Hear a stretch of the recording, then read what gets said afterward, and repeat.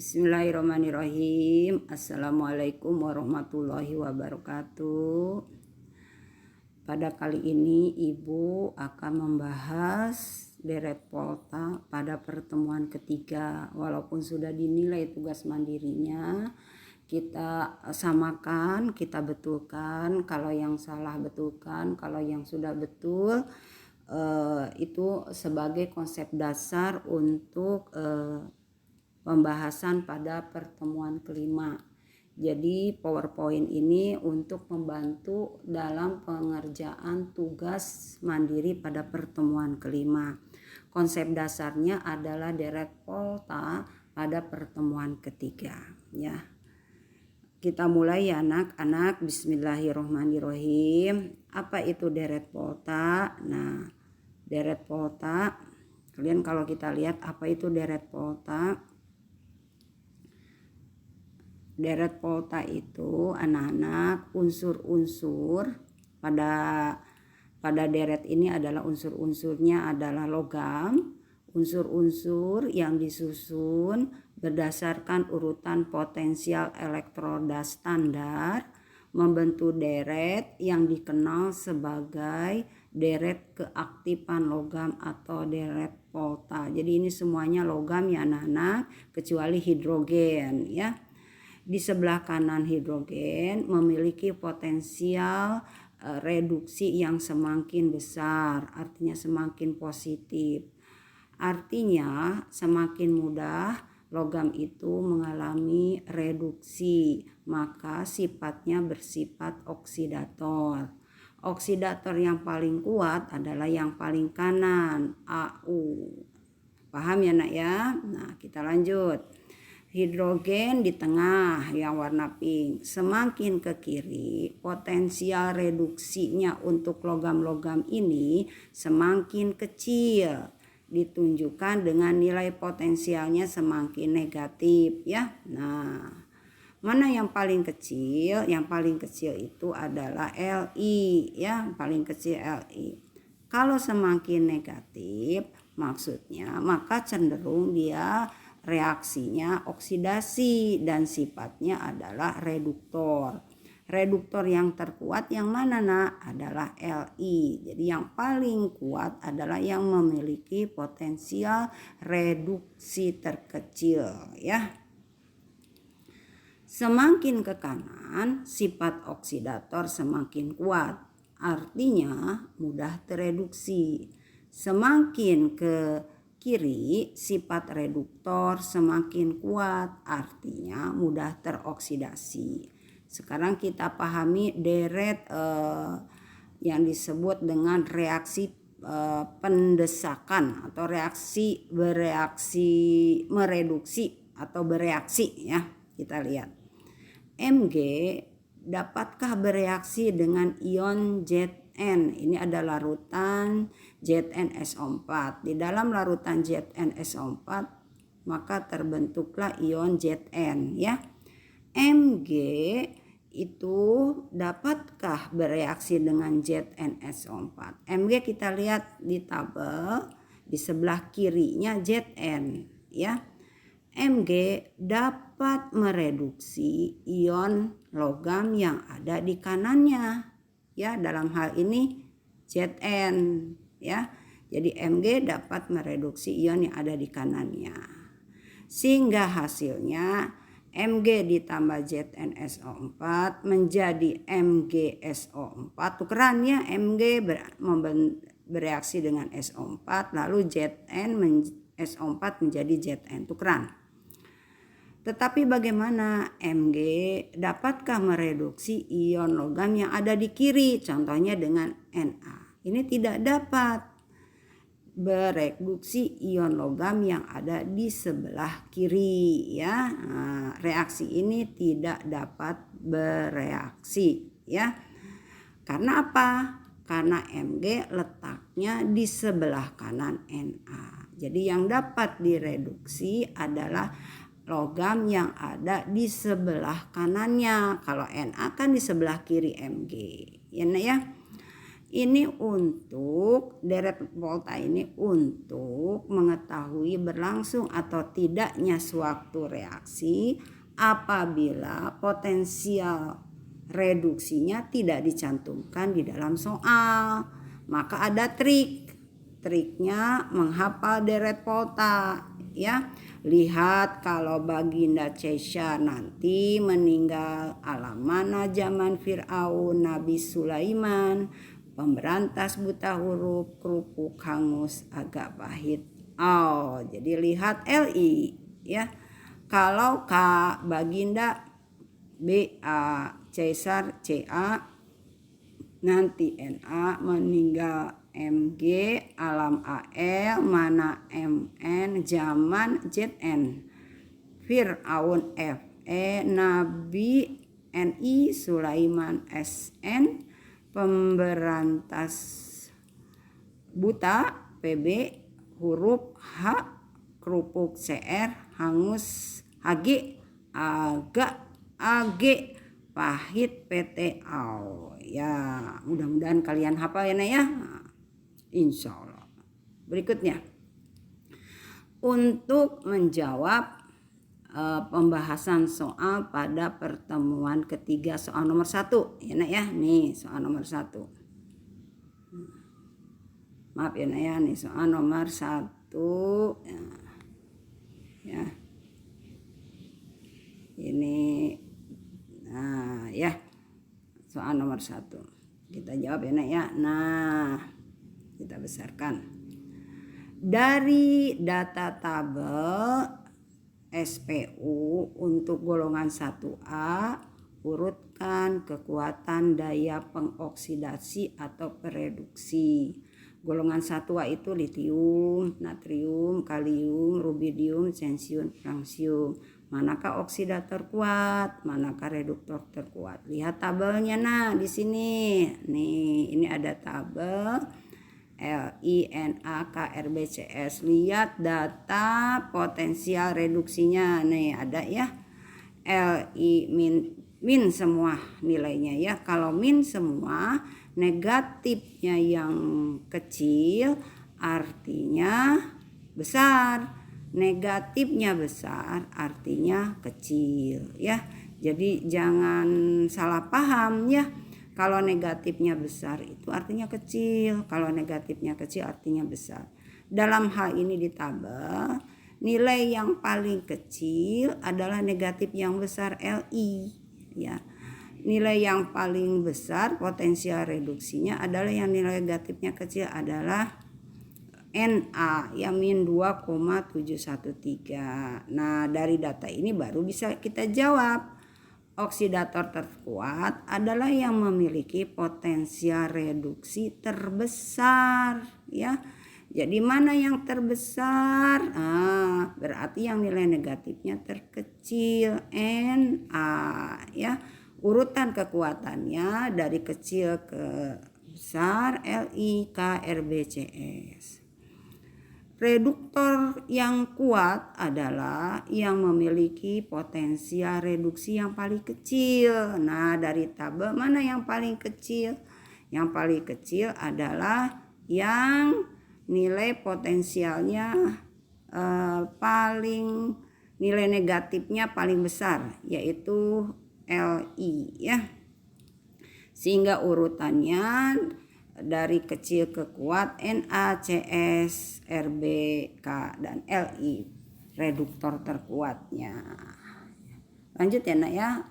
Soal nomor 2 adalah sama dengan soal nomor 1, cuma di sini adalah unsur-unsur golongan halogen 7A ya.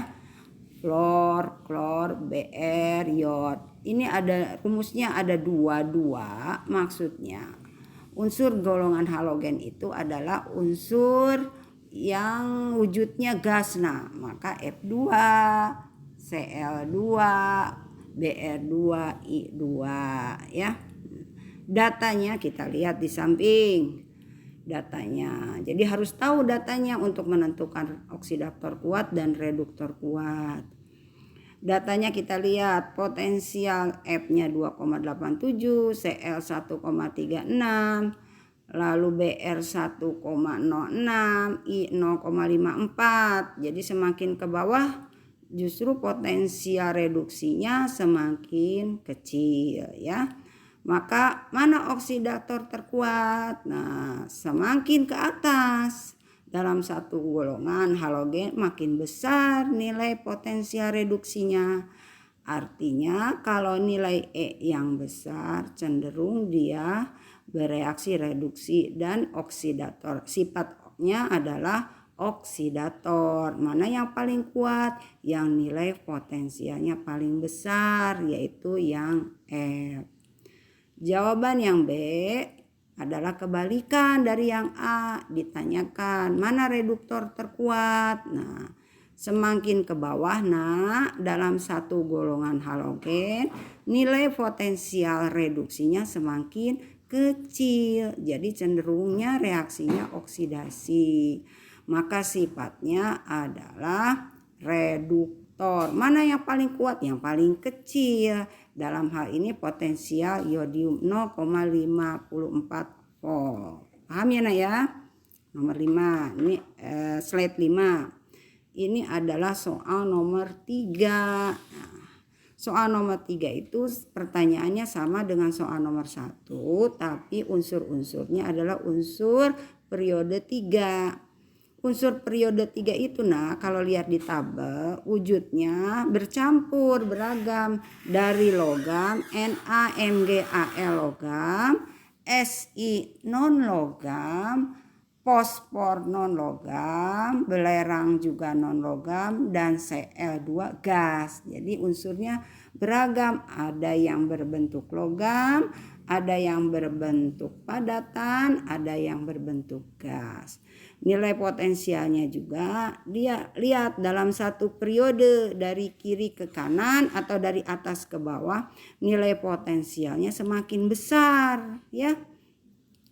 Yang paling besar adalah Cl. Pertanyaannya, manakah oksidator terkuat? Ya, oksidator terkuat tentu yang memiliki potensial elektroda standar reduksinya paling besar. Tentu yang bawah ya, yang Cl2 ya. Adalah paling bawah ya urutannya. Yang paling kuat itu adalah kalau oksidator yang memiliki potensial reduksi paling besar Cl2 yang paling bawah ya. Urutannya dari yang terkuat ke lemah ya dari bawah ke atas. Cl, S, P, Si, Al, Mg, dan Na terlemahnya. Sekarang reduktor terkuat. Nah, kalau reduktor terkuat tentu memiliki potensial reduksi yang paling kecil. Di data mana yang paling kecil? Na, negatifnya. Paling besar artinya paling kecil. Jadi reduktor terkuatnya adalah Na. Urutan kekuatan reduktor dari kuat ke lemah: Na, Mg, Al, Si, P, fosfor, belerang, dan klor. Nah, itu adalah pembahasan pada pertemuan ketiga tentang deret volta. Sebagai landasan untuk tugas mandiri pada pertemuan kelima, mengetahui apakah reaksinya berlangsung atau tidak ya. Kalau tadi deretnya dengan teori pendesakan, sekarang kita lihat persamaannya. Baca modulnya ya. Ibu akan menjelaskan satu soal tugas mandiri 1. Jadi soal nomor 2, 3, 4 jawab sendiri, lihat modulnya.